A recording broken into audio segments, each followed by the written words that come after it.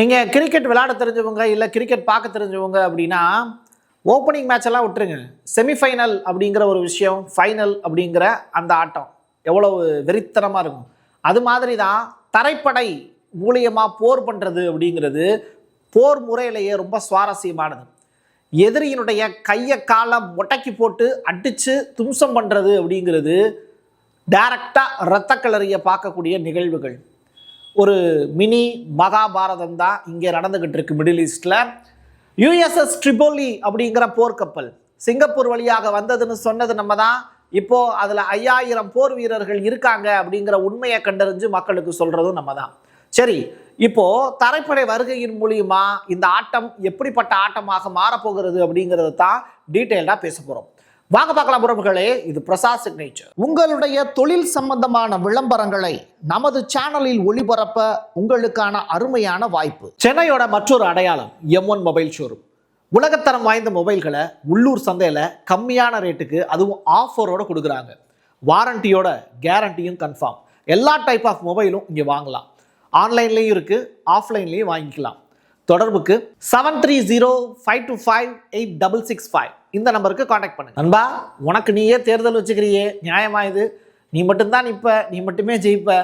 உன்னை யாராவது எதிர்த்தாங்க அப்படின்னா க்ளோஸ் பண்ணி விட்டுருவ. கட்சிகளே இல்லாத இடத்துல கூட்டணி கட்சிகள் எல்லாமே பலம் இருந்ததாக அதை எல்லாத்தையும் தன்னோட சேர்த்துக்கிட்டு வடகொரியாவில் எதிர்கட்சி எதுன்னு கேட்டால் எதை சொல்லுவீங்க? தேடி பாருங்க.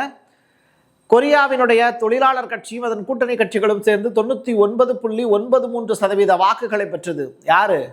நம்ம அதிபர் கிம் அவர்களுடைய கட்சி தான். ஜெயிச்சிட்டாங்க. நாடாளுமன்ற தேர்தலில் அமோக வெற்றி அப்படிங்கிற செய்தி.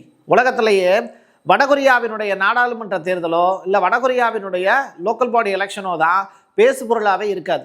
காரணம் என்னன்னா, அங்கே சர்வாதிகார ஆட்சி நடக்குது. கிம் அவர்களுடைய குடும்பம் தான் டோட்டலாக டேக் ஓவர் பண்ணியிருக்காங்க அப்படிங்கிற உண்மை. அது உண்மைதான். ஜெயிச்சிருக்காங்க, ஜெயிச்சதை சொல்லியாச்சு. இஸ்ரேல் உறுதிப்படுத்துறது அப்படிங்கிறது வேற கதை. ஆனால் ஈரானுடைய IRGCயே ஒருத்தர் எலிமினேட் ஆயிருக்காரு அப்படிங்கிற செய்தியை சொல்லியிருக்காங்க. அவர் யாருன்னா பாசிஸ், அதனுடைய தலைவர் கோலம் ரேசா சுலைமானி அப்படிங்கிறவர் தான். இவர் யாரு? ஈரானுடைய இராணுவ அதிகாரி. இஸ்ரேலுடைய தாக்குதலால் கொலை செய்யப்பட்டிருக்கக்கூடிய மூத்த அதிகாரி. துணை இராணுவ பாசிஸ் படையினுடைய தளபதியாக பணியாற்றியிருக்கார். இந்த பாசிஸ் அப்படிங்கிற அந்த படை ஈரானில் ரொம்ப முக்கியத்துவம் வாய்ந்தது. தொடர்ச்சியாக பல்வேறு காலகட்டங்களில் ஈரான் அரசுக்கு உதவியாக இருந்திருக்காங்க. ஒரு துணை இராணுவ படைன்னு வச்சுக்கலாமே, ரைட்டா? அவ்வளவுதான். பட் முக்கியமான காலகட்டங்களில் இவங்க இறங்கி சண்டை போடுறதுக்கு ரெடியாக இருப்பாங்க. கிட்டத்தட்ட ஒரு தற்கொலை படை மாதிரி இல்லை கொரில்லா படை மாதிரி இந்த குரூப்பை ரெடி பண்ணி வச்சுருப்பாங்க, ரைட்டா? இப்போ இவர் இறந்துட்டாரு அப்படிங்கிற செய்தி. ஓடுறதுக்கே வழி இல்லாமல் கடற்கரை ஓரமாக போனால் கூட மக்களை துரத்தி அடிச்சுக்கிட்டு இருக்காங்க இஸ்ரேல். லெபனானில் பெய்ரூட்டில் ஏற்பட்டிருக்கக்கூடிய தாக்கத்தை கடந்த வீடியோவில் நான் சொல்லியிருந்தேன். வீடியோ காட்சிகளாக அந்த கட்டடங்கள்லாம் இடிந்து விழக்கூடிய காட்சிகளை காமிச்சிருந்தோம். தெற்கு லெபனான் மீது பெய்ரூட்டில் இஸ்ரேல் தொடர்ச்சியாக அட்டாக் பண்ணிக்கிட்டு இருக்கு. 10 லட்சம் மக்கள் இடம்பெயர்ந்திருக்காங்க அப்படிங்கிற அந்த செய்தியை இஸ்ரேலிய ஊடகங்கள் மகிழ்ச்சிகரமாக செய்திகளாக போட்டுட்டு இருக்காங்க. அதுவும் டைம்ஸ் ஆஃப் இஸ்ரேல்லாம் IDFக்கு பயந்து ஓடிய பொதுமக்கள் அப்படிங்கிற மாதிரியான செய்திகள்லாம் போட்டுட்டு இருக்காங்க. ஆனால் அந்த மக்கள் யாருமே இஸ்ரேலோட போர் பண்ணவே இல்லை. தொடர்ச்சியாக லெபனானை காலி செஞ்சுட்டு இஸ்ரேலில் ஒட்டுமொத்தமாக டெல்லவீவில் அழிச்சு முடித்த உடனே லெபனானுக்கு இஸ்ரேலியர்கள்லாம் குடிபோக போகிறாங்க போல. இதுதான் அவங்களுடைய பிளானாக இருக்கும். அதற்காக தான் இந்த மக்கள் எல்லாரையும் காலி பண்ணுறாங்கன்னு நினைக்கிறேன். ஈரானில் ரொம்ப முக்கியமான அணுமின் நிலையம் எதுன்னு கேட்டால் இந்த புஷேர் அணுமின் நிலையம் தான். இதன் மீது தாக்குதல் நடத்தப்பட்டது அப்படிங்கிற செய்தியை நம்ம சொல்லியிருந்தோம். அதற்கு பதிலடியாக ஈரான் டிமோனா அன்று நெகேவ் இந்த அணு ஆராய்ச்சி மையங்கள் மீது ஏற்படுத்தி இருக்கக்கூடிய தாக்குதல் ரொம்ப சிறப்பு வாய்ந்ததாக பேசப்படுது. அதற்கான காரணம் என்ன அப்படின்னா, அங்கே ஏகப்பட்ட நியூக்ளியர் சைட் ரன் ஆகிட்டு இருக்கு அப்படிங்கிறது. இதன் மூலயமா இஸ்ரேல் ஏகப்பட்ட விஷயங்களை செஞ்சுக்கிட்டு இருந்தாங்க. அதை பூரா முடிச்சு விட்டுட்டோம் ஒரே வேலையா அப்படின்னு IRGC இப்போ பெருமை பேசிக்கிட்டு இருக்காங்க. இதெல்லாம் தாண்டி ஈரானுடைய ஃபாரின் மினிஸ்டர் பேசியிருக்காரு பாருங்க, ஒரு பேச்சு. வீடியோக்குள்ளே பாருங்க, செம்ம கதை இருக்கு. ஒரு வீரர் ஒருத்தர் மறைஞ்சு போயிட்டாரு. அதே இடத்துல போர்க்களத்திலே மறைஞ்சு போயிட்டாரு அப்படின்னா அந்த போர் நடக்கக்கூடிய இடத்துலையே அவர் அடக்கம் பண்ணிட்டு சத்தம் இல்லாமல் போயிடுவாங்க. பட் ஈரானில் கொஞ்சம் வித்தியாசமாக நடக்குது. இது கடந்த கால போர் முறையை விட ரொம்ப வித்தியாசமானது தான். டெஹ்ரானுடைய என்கலாப் அப்படின்னு சொல்லிட்டு ஒரு முக்கியமான சதுக்கம். அதில் இறந்து போன அந்த 2 பேரையும் தியாகிகளாக ஈரான் மக்கள் நினைக்கிறாங்க. அதில் தேனா அலி லாரிஜானி உங்களுக்கு தெரியும், தளபதி சுலைமானி 2018 இறந்து போனார்ல, அவர் இல்லை. இப்போ கொஞ்ச நேரத்துக்கு முன்னாடி சொன்னல சுலைமானின்னு ஒருத்தர் இறந்து போனார் அப்படின்னு. ஸோ அந்த குறிப்பிட்ட படையினுடைய தளபதி தான் அவர், அந்த சுலைமானி. அவர் இறந்து போயிட்டார். இந்த 3 பேருடைய இறுதி ஊர்வலம் வந்து நடந்துச்சு. ரொம்ப பெரிய அளவில் பிரம்மாண்டமாக நடந்துச்சு. ஒரு போர்க்காலம் அப்படின்னா எல்லாருமே மக்கள் என்ன பண்ணுவாங்க, வீட்டுக்குள்ளே போய் முடங்கி கிடப்பாங்க. பட் ஈரானில் மட்டும் வித்தியாசமாக இருக்குது. இந்த காட்சிகளை பாருங்கள். இது எல்லாமே வந்து ஃபினரல், அவங்களுடைய பாடி கொண்டு போகக்கூடிய வேன். அதை சுற்றி எவ்வளோ மக்கள் நிற்கிறாங்க பாருங்கள். குறைந்தபட்சம் எனக்கு தெரிந்த அளவில் ஒரு 10,000 இருந்து 50,000 மக்கள் வந்து கண்டிப்பாக இந்த கூட்டத்தை அலங்கரிப்பாங்க. இவ்வளோ கூட்டத்தில் இதில் ஒரு பாம்பு போடுவாங்க அப்படின்னு இவங்க யோசிக்க மாட்டாங்களா? பட் எப்படி இவ்வளோ மக்கள் வந்து நிற்கிறாங்க? இது ஆச்சரியத்திலும் ஆச்சரியம். தொடர்ச்சியாக ஈரான்லேயும் குண்டு மழை பொழிஞ்சுக்கிட்டு தான் இருக்குது. ஆனால் குண்டு மழை பொழிஞ்சுக்கிட்டு இருக்கக்கூடிய இடத்துல எப்படி இவ்வளோ மக்கள் கூட முடியும்? வியப்புலையும் வியப்பு தான். இனிமே தானே பார்க்க போகிற இந்த காளியோட ஆட்டத்தை அப்படின்னு சொல்கிற மாதிரி USS ட்ரிபோலி இந்த போர்க்கப்பல் இப்போ அமெரிக்காவில் இருந்து சிங்கப்பூர் வழியாக இப்போது மிடில் ஈஸ்டை நோக்கி போய்கொண்டிருக்கிறது அப்படிங்கிற ஒரு செய்தி. இதுக்குள்ளே எவ்வளோ பேர் பிரசாத் இருக்காங்க அமெரிக்கர்கள் அப்படின்னு கேட்டால் 2000 5,000 வீரர்கள் இதில் இருக்கலாம் அப்படின்னு சொல்லப்படுது. தரைப்படை வீரர்கள், அதுதான் ரொம்ப முக்கியமானது. நீங்கள் இன்னொரு நாட்டினுடைய லேண்டுக்குள்ளே இறங்கி சண்டை போடணும். இப்போ அமெரிக்காவில் வந்து வெறுமன சமவெளி இருக்குன்னு வச்சுக்கோங்களேன், பிரச்சனையே இல்லை. ஈரானில் அப்படி கிடையாது. பாலைவனம் இருக்குது. பாலைவனத்தில் உங்களுக்கு ஓட தெரியணும். மலைப்பகுதி இருக்குது. அந்த மலையில் வந்து மேடு பள்ளம் இருக்கும். அதில் ஏறி இறங்க தெரியணும். இப்படி ஏகப்பட்ட பயிற்சிகள் நிறைந்த ஒரு மனிதனால மட்டும்தான் ஈரானுடைய தரைப்படையை சமாளிக்க முடியும். அப்படிப்பட்ட இராணுவ வீரர்களை ஒரு 5,000 பேரை ரெடி பண்ணி ஒரு போர்க்கப்பலில் இன்னைக்கு அமெரிக்கா அனுப்பிச்சு வச்சுருக்காங்க. அப்படின்னா ட்ரம்ப்புங்கிற ஒற்றை மனிதனுக்காக இவங்கெல்லாம் போர் செய்ய போகிறாங்க, இல்லை நெதன்யாகுங்கிற 2வது மனிதனுக்காக போர் செய்ய போகிறாங்க. இவங்களுடைய குடும்பத்தெல்லாம் விட்டுட்டு இந்த கச்சா எண்ணெய் ஏற்றுமதியில் 90% கடந்து செல்லக்கூடிய கார்க் தீவை கைப்பற்றணும் அப்படிங்கிற பெருஞ்ச இலக்கு தான் இவங்களுக்கு கொடுக்கப்பட்டிருக்கு. அந்த கார்க் தீவை கைப்பற்றிட்டாலே அதுக்கு பக்கத்தில் இருக்கக்கூடிய ஸ்டேட் ஆஃப் ஹமாஸையும் இவங்களால் எளிமையாக கைப்பற்ற முடியும்னு நம்புகிறாங்க. அதை நோக்கி தான் இவங்களுடைய பயணம் தொடர்ந்துகிட்டு இருக்கு. இதில் என்ன நடக்க போகுது, ஏது நடக்க போகுது அப்படிங்கிறத அடுத்தடுத்த ஏகப்பட்ட இன்ட்ரெஸ்டிங்கான விஷயங்கள்லாம் இருக்குது. வரிசையாக நடக்கும் போது கண்டிப்பாக சொல்லுவேன். இப்போ இந்த காட்சிகளை பாருங்கள். பெரிய பாதுகாப்பு படையோட அவங்கெல்லாம் உள்ள என்ட்ராயிட்டு இருக்கக்கூடிய காட்சிகள் அரங்கிறது. இந்த கப்பல் என்ட்ராகக்கூடிய காட்சிகளும் இப்போ படம் முடிச்சு காமிச்சிட்டு இருக்காங்க. எது எப்படியோ அமெரிக்கர்கள் உள்ள இறங்குறாங்க. என்ன நடக்க போகுதுன்னு பார்ப்போம். ஈரானிய செஞ்சிலுவை சங்கம் நம்ம அனுப்பி இருக்கக்கூடிய உதவி பொருட்களை பெற்றுக்கொண்டார்கள் அப்படிங்கிற மகிழ்ச்சிகரமான செய்தி. இந்தியா ஈரானுக்கு மருத்துவ உதவி அனுப்பி இருக்கிறது அப்படிங்கிறது. நீங்கள் எங்களுக்கு கப்பல் அனுப்பிச்சிருக்கீங்க, பதிலுக்கு நாங்கள் ஏதாவது உங்களுக்கு ஒரு உதவி செய்யணும்னு சொல்லிட்டு ஃபஸ்ட்டு அஜர்பைஜான் தான் அந்த கதவுகளை திறந்து விட்டது. ஏடி பொருட்கள் எங்கே போச்சு? ஈரானுக்கு போச்சு. அதற்கு பிறகு துருக்கியிலேருந்து போச்சு. அதற்கு பிறகு இப்போ இந்தியா அனுப்பிச்சிருக்காங்க. இது ரொம்ப பெரிய அளவில் சப்போர்ட்டாக இருக்கும் அங்கே இருக்கக்கூடிய மக்களுக்கு அப்படின்னு சொல்லப்படுது. ஏன்னா மருந்து பொருட்களுடைய தேவைங்கிறது ஈரானுக்கு ரொம்ப அவசியமானது. அதை இந்தியா ஹெல்ப் பண்ணியிருக்காங்க. அப்படிங்கும்போது பிரிக்ஸ் கூட்டமைப்பில் ஒன் ஆஃப் த கண்ட்ரியாக இருக்கக்கூடிய இந்தியா, அதற்கு பேரலாக ஜாயின் பண்ணி இருக்கக்கூடிய ஈரான், இவங்க 2 பேருக்கு இடையில நல்லுறவு இருக்குங்க அப்படிங்கிறத இதன் மூலியமாக நம்ம தெரிஞ்சுக்கலாம். 2வது இந்த காட்சிகளும் அதை தான் ஊர்ஜினப்படுத்துது. ஈரானுடைய அதிபர் பெஜஸ்கியான் அவர்கள் ரிசைன் பண்ணிட்டு போகிறார் அப்படிங்கிற மாதிரி இஸ்ரேலிய ஊடகங்கள் ஏகப்பட்ட பொய்யான செய்திகள் சொல்லப்பட்டாலும் கூட இப்போ அவர் ஸ்டெமினாவோடு நின்று போர் படிச்சுக்கிட்டு இருக்கார். இப்போ மோடி அவர்கள் அனுப்பிச்சிருக்கக்கூடிய அந்த உதவி பொருட்கள் ஈரானுடைய செஞ்சிலுவை சங்கத்துக்கு சூப்பராக போய் சேர்ந்துருக்குங்கிற நற்செய்தி வெளியாயிருக்கு. ஈரானுடைய ஃபாரின் மினிஸ்டர் ஒரு இன்டர்வியூ ஒன்று கொடுத்துருக்காரு. அதில் சரியான ஒரு வார்த்தையை பயன்படுத்தியிருக்காரு. ஆயுதங்களை உருவாக்கும் முடிவு.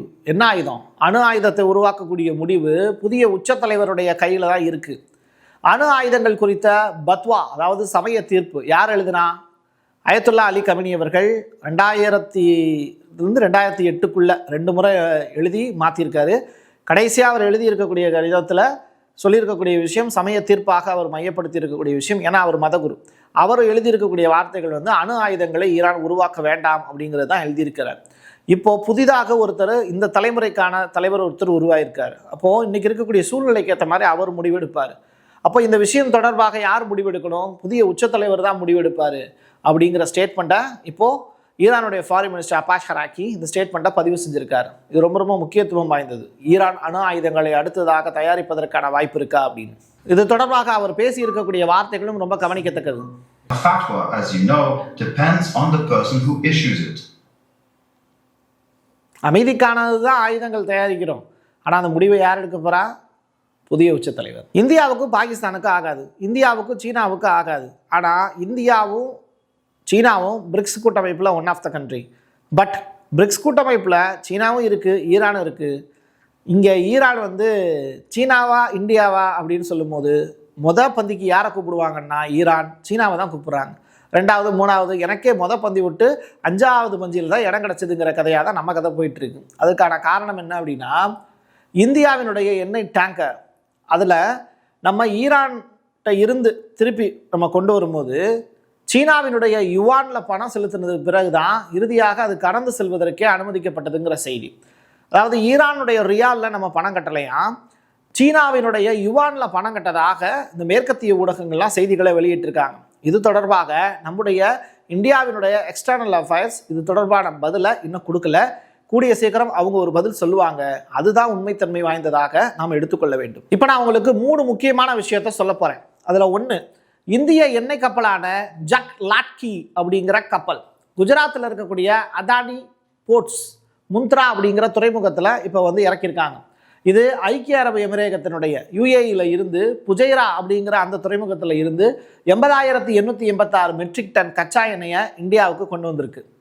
இந்தியாவினுடைய LPG கப்பலான ஷிவாலிக் ஹார்மோஸ் ஜலசந்தியை கடந்து ஸ்ட்ரைட் ஆஃப் ஹார்மஸை கடந்து வளைகுடாவில் இருந்து சுமார் 46,000 மெட்ரிக் டன் LPG கேஸ் இருக்குல்ல, ஆட்டோக்காரங்களுக்கு மகிழ்ச்சியான செய்தி. அதை எடுத்துட்டு இப்போ முத்ரா துறைமுகத்தை வந்தடைஞ்சிருச்சு அப்படிங்கிற செய்தி. மற்றொன்று 3வது LPG கப்பலான நந்தா தேவி அப்படிங்கிற அந்த கப்பல் குஜராத்தில் இருக்கக்கூடிய வதினார் அப்படிங்கிற துறைமுகத்துக்கு வந்தடைஞ்சிருக்கு. எது எப்படியோ வந்தடைந்திருக்கக்கூடிய கச்சா எண்ணெய் ஆகட்டும், LPG கேஸ் ஆகட்டும், பெரிய பெரிய பணக்காரர்களுடைய தொழிற்சாலைகளை அலங்கரிப்பதற்கு பதிலாக ஏழைகளுக்கு பயன்பட்டால் மகிழ்ச்சியே. வந்திருக்கக்கூடிய கப்பலை பாருங்க, ரொம்ப பிரம்மாண்டமாக தான் இருக்கு. இதுதான்